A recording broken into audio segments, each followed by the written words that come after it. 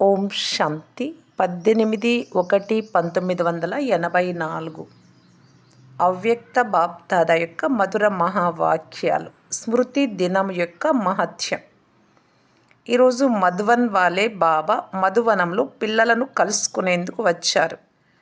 ఈరోజు అమృత వేళ నుండి స్నేహి పిల్లల స్నేహ గీతము, సమాన పిల్లల మిలనం జరుపుకోవాలి అనే గీతం, సంపర్కంలో ఉండే పిల్లలు ఉల్లాసంలోకి వచ్చే ఉత్సాహంతో నిండిన ధ్వని, బంధనాలలో ఉన్న పిల్లల స్నేహంతో నిండిన మధురమైన ఫిర్యాదులు, ఇలా అనేక పిల్లల స్నేహ పుష్పాలు బాప్దాదా వద్దకు చేరుకున్నాయి. దేశ విదేశాలలోని పిల్లల సమర్థ సంకల్పాల శ్రేష్ఠ ప్రతిజ్ఞలన్నీ బాప్దాదా వద్దకు చేరుకున్నాయి. బాప్దాదా పిల్లలందరి స్నేహ సంకల్పాలకు, సమర్థ సంకల్పాలకు రెస్పాన్స్. సదా బాప్దాదాకు స్నేహీ భవ, సదా సమర్థ సమాన భవ, సదా ఉత్సాహ ఉల్లాసాలతో సమీప భవ. లగన్ అనే అగ్ని ద్వారా బంధన ముక్త్ స్వతంత్రాత్మాభవ అని అనేక వరదానాలు ఇస్తున్నారు. పిల్లలు బంధన ముక్తులుగా అయ్యే రోజు ఇక వచ్చేసినట్లే. పిల్లల స్నేహభరిత హృదయపూర్వకమైన మాటలు కుంభకర్ణ ఆత్మలను తప్పకుండా మేల్కొల్పుతాయి. ఈ బంధనాలను కలిగించే వారే స్వయం ప్రభు స్నేహ బంధనంలో బంధింపబడిపోతారు.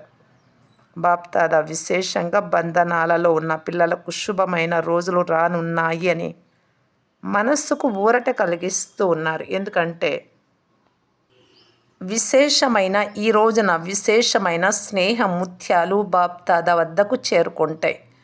ఈ స్నేహ ముత్యాలే శ్రేష్టమైన వజ్రాలుగా చేసేస్తాయి. ఈరోజు సమర్థమైన రోజు. ఈరోజు సమానమైన పిల్లలకు తత్వం అన్న వరదానం లభించే రోజు. ఈ రోజున బాప్దాదా శక్తి సైన్యానికి సర్వశక్తులను విల్లు చేస్తారు. విల్ పవర్ను ఇస్తారనగా సంకల్ప శక్తిని ఇస్తారు. ఈ రోజున తండ్రి వెన్నెముకగా ఈ పిల్లలను విశ్వ మైదానంలో ముందు ఉంచే రోజు. తండ్రి గుప్తంగా ఉన్నారు, పిల్లలు ప్రత్యక్షంగా ఉన్నారు. ఈరోజు బ్రహ్మబాబా కర్మాతీతంగా అయిన రోజు. తీవ్ర గతితో విశ్వ కళ్యాణం కొరకు విశ్వ పరిక్రమణ చేసే కార్యం ప్రారంభమయ్యే రోజు.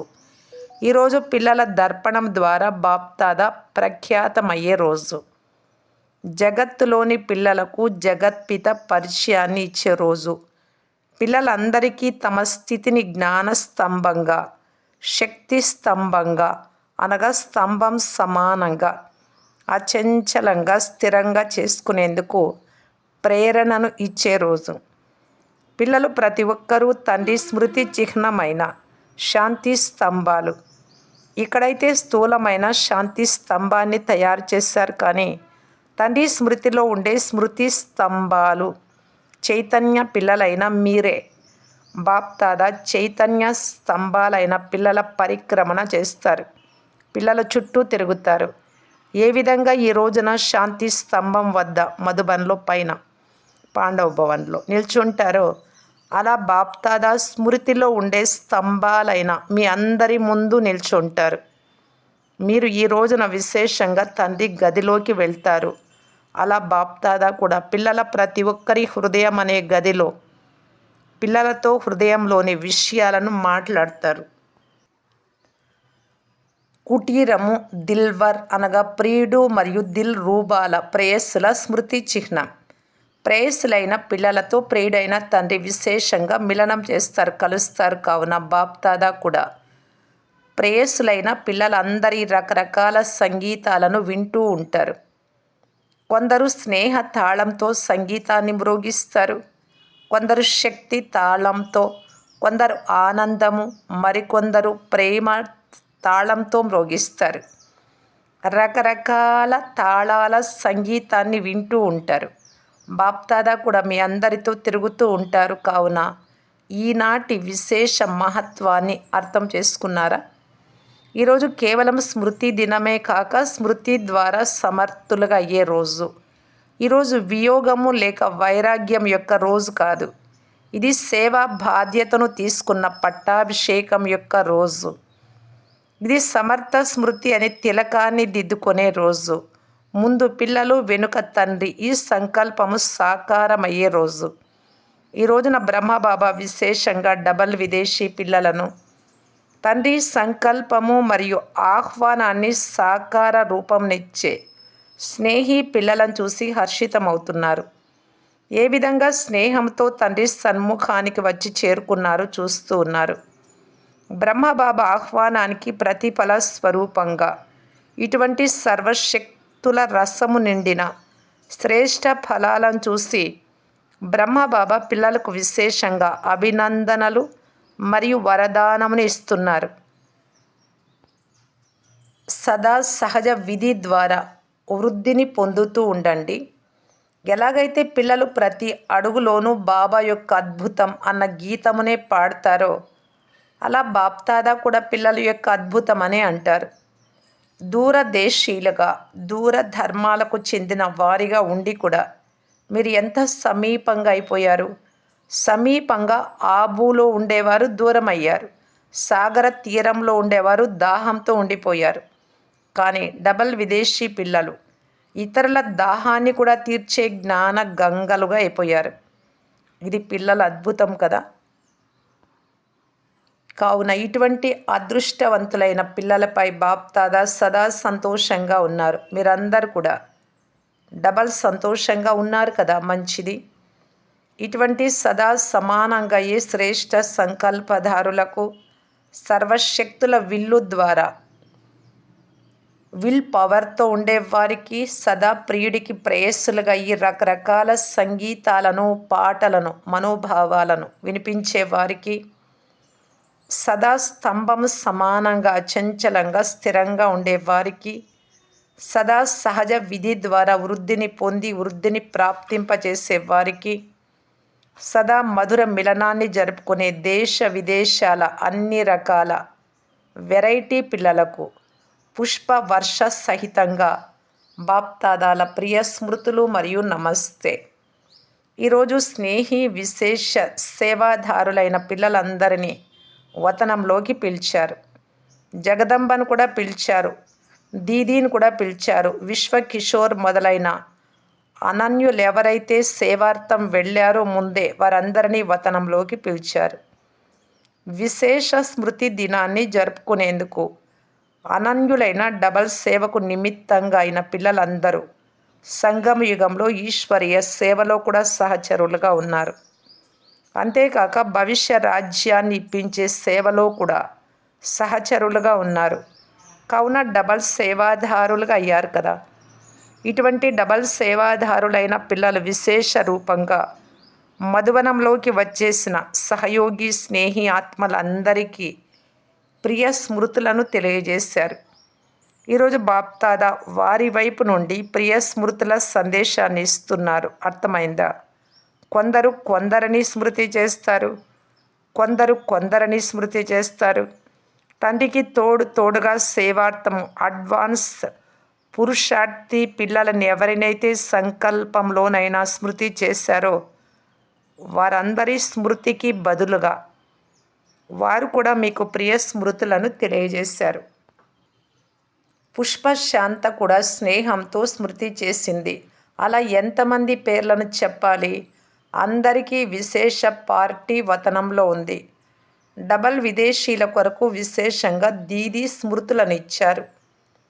ఈరోజు దీదీని విశేషంగా చాలామంది స్మృతి చేశారు కదా. ఎందుకంటే వీరు దీదీనే చూశారు, జగదంబను మరియు విశ్వకిషోర్ బాబును అయితే చూడలేదు. అందువలన దీదీ విశేషంగా గుర్తుకు వచ్చారు. తాను అంతిమ సమయంలో పూర్తి నిస్సంకల్పంగా నిర్మోహిగా ఉన్నారు. తనకు కూడా స్మృతి అయితే వస్తుంది, కానీ అది తనను ఆకర్షించే స్మృతి కాదు. తాను స్వతంత్ర ఆత్మ. వారి సంఘటన కూడా శక్తిశాలిగా అవుతుంది. అందరూ ప్రసిద్ధమైన వారు కదా, మంచిది. కొంతమంది విదేశీ సోదరులు సేవలో వెళ్లేందుకు బాప్దాదా నుండి సెలవు తీసుకుంటూ ఉన్నారు. పిల్లలందరికీ బాప్దాదా చెప్తున్నారు, మీరు వెళ్ళడం లేదు, సేవ చేసి మళ్ళీ తండ్రి ముందుకు పుష్పగుచ్చాన్ని ఆత్మలను తెచ్చేందుకు వెళ్తున్నారు. కావున ఇంటికి వెళ్ళడం లేదు, సేవ చేసేందుకు వెళ్తున్నారు. అది ఇల్లు కాదు, సేవాస్థానం. ఇదే సదా గుర్తుండాలి. మీరు దయాహృదయులైన తండ్రి పిల్లలు కనుక దుఃఖితులైన ఆత్మలకు కూడా కళ్యాణం చేయండి. సేవ లేకుండా విశ్రాంతిగా నిద్రించలేరు. స్వప్నాలు కూడా సేవకు సంబంధించినవే వస్తాయి కదా. కళ్ళు తెరవడంతోనే బాబాతో కలుస్తారు. మళ్ళీ రోజంతా తండ్రి మరియు సేవ.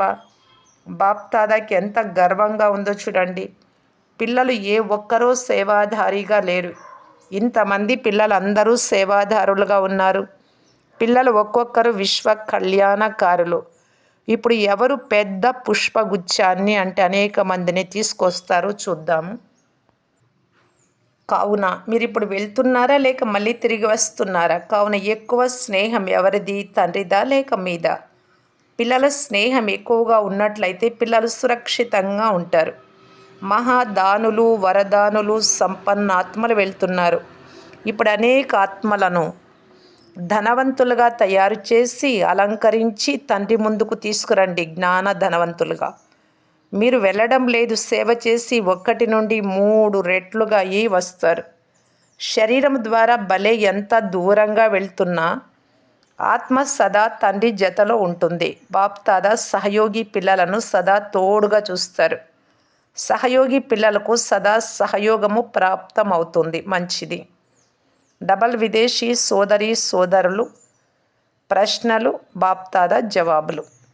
ప్రశ్న: కొంతమంది బ్రాహ్మణ ఆత్మలపై కూడా ప్రేతాత్మల ప్రభావం పడుతుంది.